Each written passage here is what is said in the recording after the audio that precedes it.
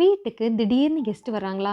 அப்போ இந்த sweet recipe try பண்ணி பாருங்க. 15 நிமிஷத்துல செஞ்சு முடிச்சிடலாம். டேஸ்ட் பிரமாதமா இருக்கும். பிரெட் ஃபிர்னி எப்படி பண்றதுன்னு பார்க்கலாமா? அதுக்கு நான் 5 பிரெட் ஸ்லைசஸ் எடுத்து அத ஓரங்கள கட் பண்ணி வச்சிருக்கேன். ஒரு சாஸ் பேன்ல 1/2 லிட்டர் பால் சேர்த்துக்கோங்க. இது காய்ச்சன பால் தான். அதுல பிரெட் துண்டுகள சேர்த்துருங்க.